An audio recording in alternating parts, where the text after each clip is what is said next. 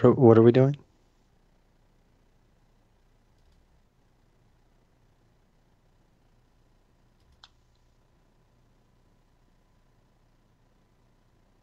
Hello? Shh.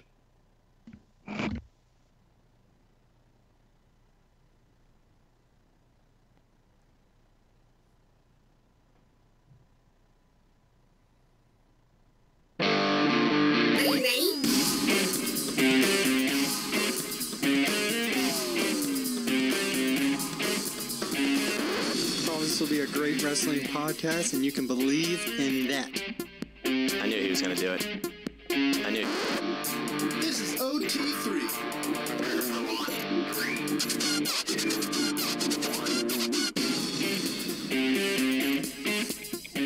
What is up, everybody? Welcome back for another episode of OT3. I'm one of your co-hosts, Anthony, and as usual, I got the best producer in the business, my main man, Paul. How we doing tonight, Paul?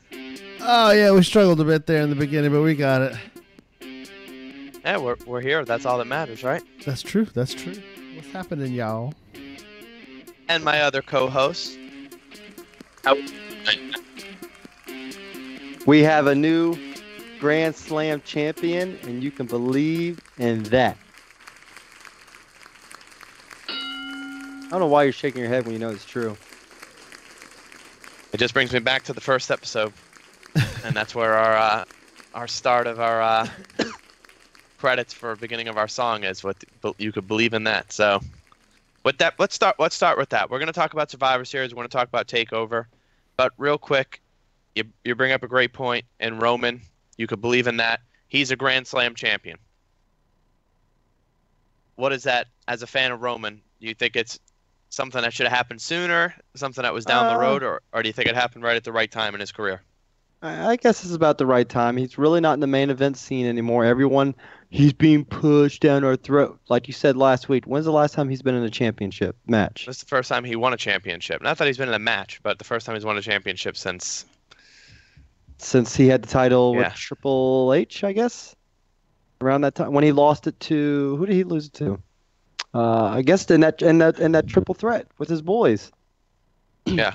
When he lost it to Seth and then Dean took it. So almost about a little over a year ago is when the last time he probably had a title. So good for him. I think he deserves it. I think he's a guy who deserves it. You know, it was sad to see The Miz lose, as much as I hate The Miz, but as it came out, he's filming a movie. He's got the baby on the way, so I think time has come for Miz to drop it. But, you know, it may have been someone that should have been upstarted, but I'm glad they gave it to Roman. You know, they're keeping the Shield interesting. And does this bring up the point that Dean and Seth may win the tag titles and just another Shield domination over WWE again?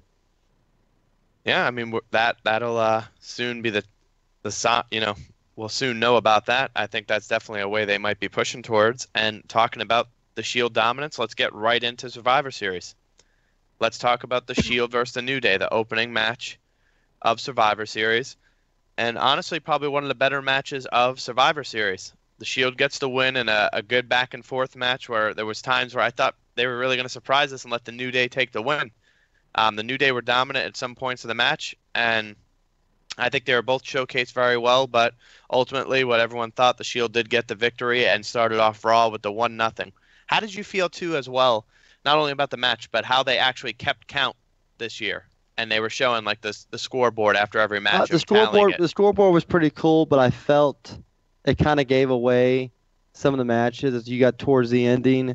You know, when SmackDown went up, I think by 2, or no, when SmackDown went up by 1, you're like, Raw was up 2-0, SmackDown won 3 straight, yeah. And then you got to the second to last match, you're like, it's gonna be Raw. There's no way SmackDown's gonna win it in the final match, not mean anything. I think it kind of gave it away too much. But the first match, I'm sorry, I'm a little under the weather, guys. The first match I thought was great.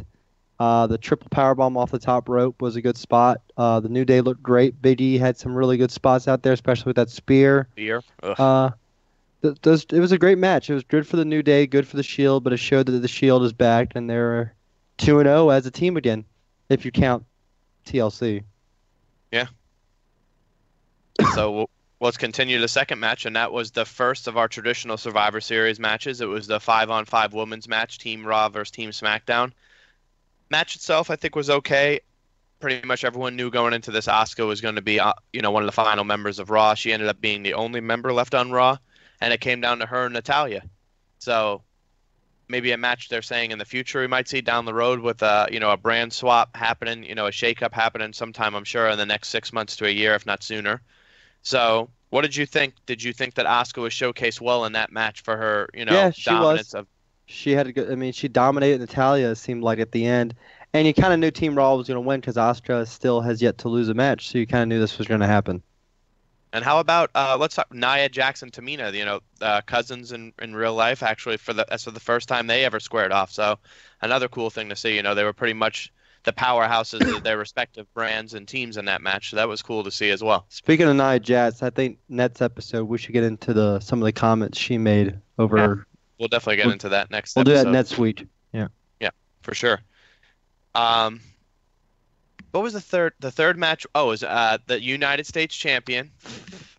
Oh, reaching around there. There you go. The United States champion, Baron Corbin, versus the Intercontinental champion, The Miz. Great match. This is Great match, by the way.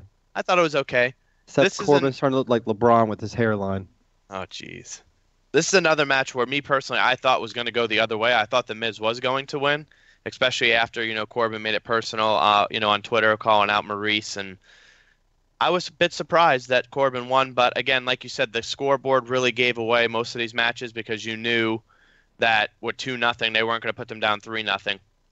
Because you still had Lesnar and AJ at the end, and the Raw, you still had 4 matches, but to start off 3-0, I didn't think was going to happen. So Corbin gets the win, and I think it was a big win for him, to solidify him as, the second top title holder on SmackDown with this, and bring some prestige to that title by beating The Miz, who I think has done fantastic work with the Intercontinental Championship and just this whole year so far, and 2016, really.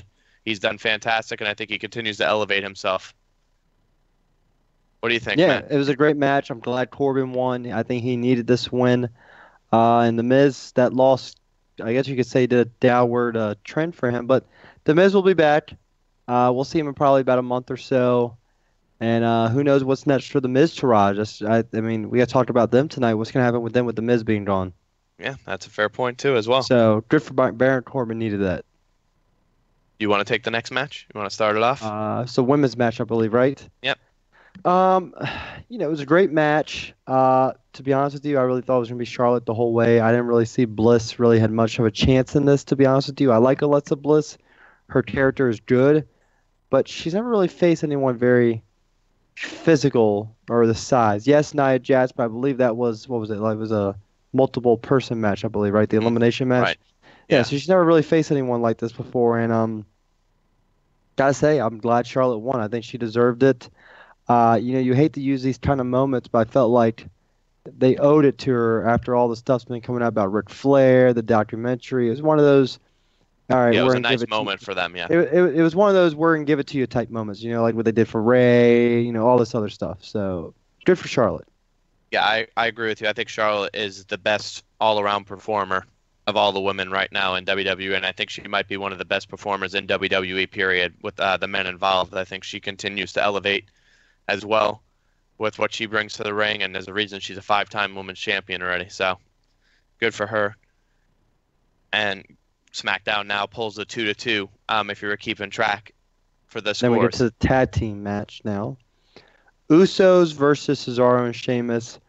I think right now the tag team, which in my opinion so far probably is tag team of the decade, the Usos, they're just, what can you say more about these guys? They're doing everything. They're the most dominant, I believe, tag team faction. And I'm going to go on record to say this. I think they deserve the record more than what the New Day got. And that's my opinion.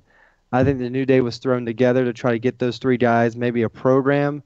And I felt like those guys didn't deserve that record. I felt like it should have been a team like the Usos that deserved something like that. What do you think about that comment? Yeah, I think the Usos are the standard bearers when it comes to tag teams. Like you said, this has been for the better part, if not a full decade, that these guys have been a team, and they've always had great matches. You mentioned the New Day had great matches with the New Day. They've had great matches before the New Day were even a team, like you said. And I feel like they should have been one of the teams that should have been mentioned in having a very long title reign, and the fact that they won, I think, was well deserving because they are the best tag team in the WWE right now. They're one of the best tag teams in the world. So I can't say enough about the Usos, and I think that a lot of people were very skeptical when they turned them heel because they're like, oh, the Usos have always been they did a really good job. Yeah, and they're doing awesome as heels. They're changing up the entrance, changing up their attire. Everything they've done has really just set their characters even better as heels, and they're doing very well and flourishing, I think, as heels, as opposed to people thinking they only could be baby faces. So great work by the Usos. They continue to impress me week in and week out, and I'm looking forward to seeing this feud now that they continue with Shelton Benjamin and Chad Gable on SmackDown. Yeah. All right, so now let's move on. We got a 3-2 lead now. Let's move on to probably, I want to say, the match of the night, AJ versus Brock. If you don't mind if I start. Oh, go for it, absolutely. We were both watching. We went back. I didn't get on that spots until the final match.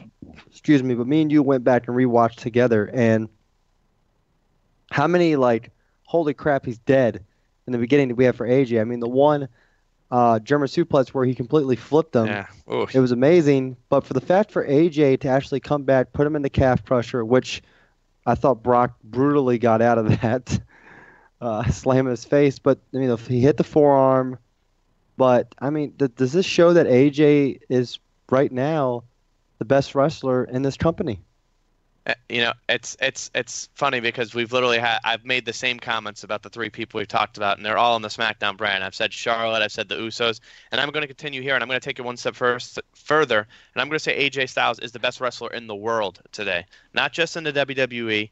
AJ Styles is the best wrestler in the world. You've seen it when he was in TNA. Everyone knew he's the best wrestler TNA ever had. I don't think there's any argument that people can make. Of course there's an argument people can make, but when you look at what AJ Styles did for TNA, he's the best that was there. And he's the best right now in WWE. And like I said, he's the best going in the world. He continues to show that no matter who he is wrestling, the match will be something you have to watch. And not to take anything away from Brock Lesnar, but I haven't seen this good of a match out of Lesnar since the match with CM Punk at SummerSlam 3 or 4 years ago now. I would go back to when he faced Angle at WrestleMania. Oh no, he had the match. If you didn't see the match at SummerSlam with Punk, that was a good one. That was another long match. But Lesnar's not just suplexes and doing that. That's the thing. They could give him more. It's just he has to have the right opponent. And that's the thing that they have to keep doing. If they showcase him in another way, it'll make people be more intrigued by his matches, because when people heard him versus Jinder, everyone's like, I don't want to watch that. The minute AJ got put into it, a buzz started. They're like, all right, AJ versus him. Like you said, a lot of people's view is AJ's the best wrestler, worker in the WWE, so he's going to bring something to the table.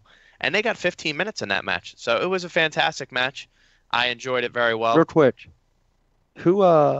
he faced Punk, right? You said at SummerSlam. Who won that match? Lesnar. Who was at work on Monday? Punk. Freaking hell. That's awesome. And people wonder why CM Punk's not in WWE anymore. Stuff like that. I'm sorry. I just quoted him from what he said on the podcast. I love that. That was the best part. Did you ever listen to the podcast? Just real quick. Yeah, I've heard it. Lesnar? Yeah, I have. He's like, so who's going over? Brock. Great. Who's going to be at work on Monday? Well, you. Great. Yeah. It was a great match, though. Yeah, he might not have liked the outcome, but it was a great match. I hope, I hope people really, I'm really happy at Starrcade he didn't drop the title back to Mahal. Everyone thought they were for the Indian tour. I think this means AJ could have this title till WrestleMania. And a dream match could take place at WrestleMania, and we'll get to that when we talk about SmackDown. And I hate to say this, but I think Mahal's going to, after this next Clash of Champions, we may see him starting to take a back seat again. Yeah, he had the title for 6 months, so it did a lot for him. So, yeah, exactly. How many legit wins did he have when he had the title? Well, 0, but don't get me started. Well, he had a couple, actually, but that's besides the point. He had legit losses. So now we're back tied, right? 3-3. Yep. Most people, for the most part, projected a lot of these matches to go the way they did. But, again, keeping the score kind of just really I think me and you did pretty good on the predictions. We'll have to go look at it. But I think me and you... we'll have to look at it. But, again... I think me and you were right on. I feel like doing this where they have every match be Raw versus SmackDown kind of lost because they're not going to let some team, come out and win 5-2, in 7 matches. It's going to be tied at some point. It's going to come down to a final match, and it came down to the Team Raw versus Team SmackDown match. The best match of the night. Honestly, to me, it might have been the worst match of the night. Did you see my sarcasm in my face? Yeah, it was awful. It was a bunch of old heads. By the way, the whole hype for John Cena, I mean, that was totally wasted. Let's get into that. So let's get into it. You have on Team SmackDown, you have Randy Orton, John Cena, and Shane. And then you have Shinsuke Nakamura, and Bobby Roode. Cool. Who are the first 2 out? Right. And then on Team Raw, you have Braun Strowman, Finn Balor, Samoa Joe, Triple H, and Kurt Angle. So the teams on paper, you were like, man, this is going to be a match. You got to watch this. There's going to be awesome things that happen there. The chemistry, everything's going to be great because there's going to be dream matches that you wish you had seen. And it started off great. It started off great. Exactly. You had the Finn versus Nakamura. You had Nakamura and Triple H when he said the "come on." You had Rude doing his little with Triple H. I mean, you had Kurt Angle and John Cena full circle. You had what we wanted. And then after 15 minutes, it just went completely left field. If you don't mind me saying, first you have Bobby Roode. Goodbye. Nope, Nakamura first. Nakamura. And then no more than 2 seconds. I don't know what Bobby Roode was trying to do, that glorious DDT on Braun Strowman. He was out of his damn mind. So Roode eliminated, boom. And then we have Finn Balor, Samoa Joe, eliminated. Goodbye. And now we're down to the veterans, the people that we see over, and Braun Strowman. I mean, after he got suplexed through a table. Yeah, and not even the veterans that were already built up. This is where the young guys could have been built up, and Strowman was really the only person they really did a lot of good for in this match. Finn stayed in there a little long. By the way, I thought Finn killed Shane McMahon, by the way. And that's what I'm saying. Finn had some good spots. But again, Nakamura, I feel like since coming up to SmackDown, really hasn't captured what they could do with him. Now, we'll get into what I feel about for Nakamura coming up for WrestleMania season, so we'll talk about that in a minute.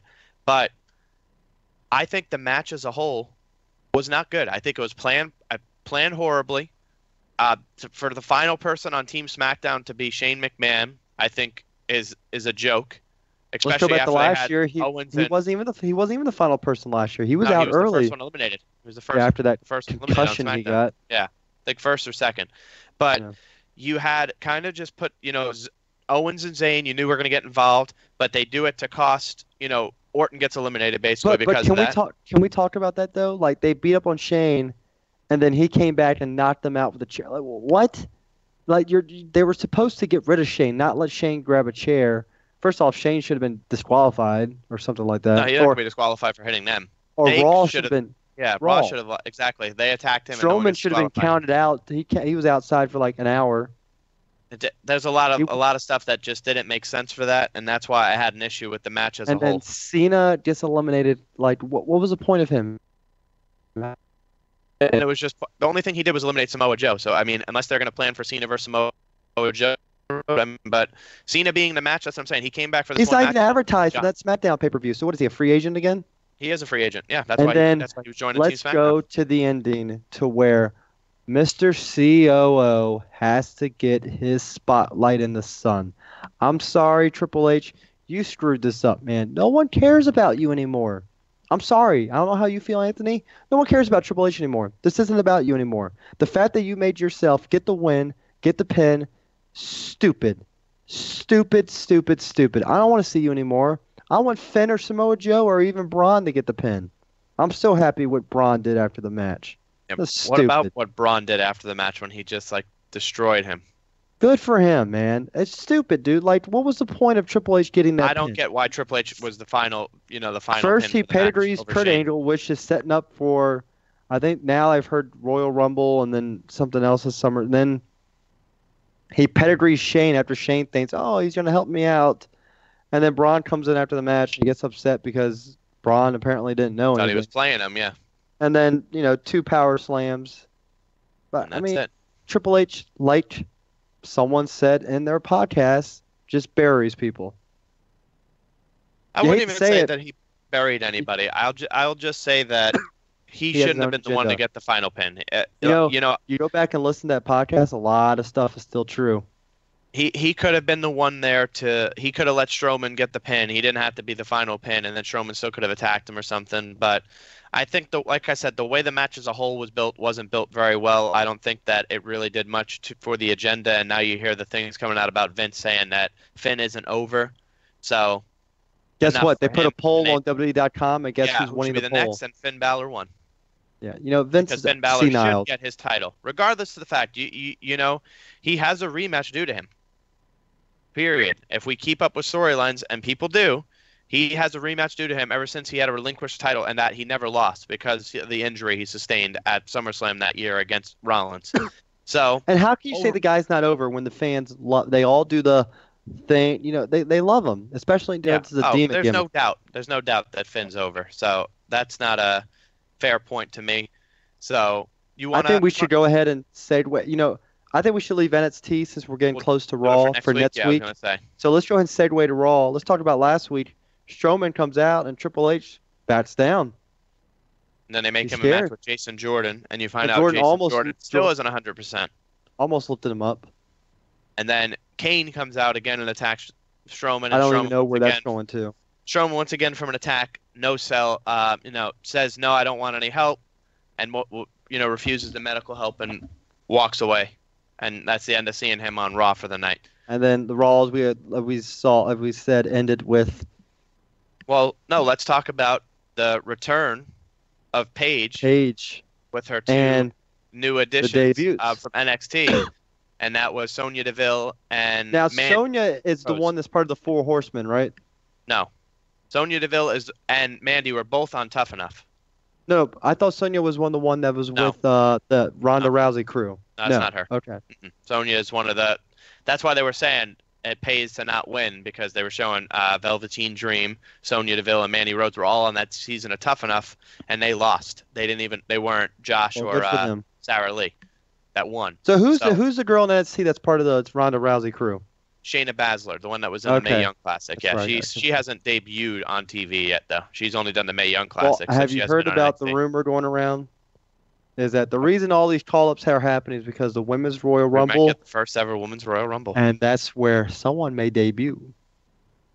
Who's that? Miss Ronda Rousey. That would be interesting. She is in the Performance Center.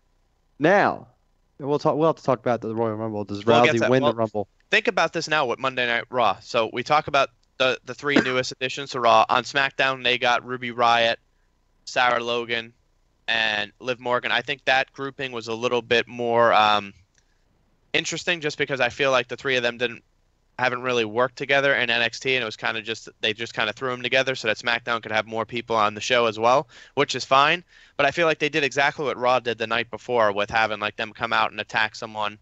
Well, they said there's going to be a rumor going around that Paige was in charge of those as well. And if they do that, then that makes sense, because then at least it gives it a little more understanding of why they did the exact same attacks. But we'll see how that pans out, because tonight we found out Paige, Sonya Deville, and Mandy Rose will face the team of Bayley, Sasha Banks, and Mickie James. So that'll be interesting to see that tonight. And then, of course, like you said, Raw ended with Roman Reigns defeating The Miz. We now found out The Miz will be filming a movie, so he'll be gone for a while. And Roman Reigns has now said, now being Grand Slam champion and being Intercontinental champion, that he's bringing back his open challenges. So tonight, I've already heard rumors that it could be Jason Jordan, and that's who I think it's going to be. I've heard that it might be TJP, it might be Finn Balor, it might be Samoa Joe. So there's a lot of people, that are going around saying who it could be. So the one thing's for sure, you'll have to tune in to Raw tonight to see who it ends up being. Which is beginning right now. Raw's about to start, exactly. I was just about to say that. Raw's got a lot of time here till the Royal Rumble. That's their next pay-per-view that they're participating in. SmackDown's got Clash of Champions, but then after that we got over a month until the Rumble for SmackDown too. So Raw's got I think they actually do have 2 full months till the Royal Rumble. So it'll be interesting to see how the storylines play out, and if we do get this Women's Rumble announced for this year, and how it pans out, if it's a 30-woman one, if it's 20, 15, what they do. I've heard a lot of different rumors of how they're going to do it, and then how that changes the format of the Royal Rumble, because those matches usually take about an hour plus at least, normally the match. So having 2 on the same card might make this another long pay-per-view. So It'll be interesting to see how. Don't give me something like Hell in a Cell. That was horrible. It'll be interesting to see how it works out.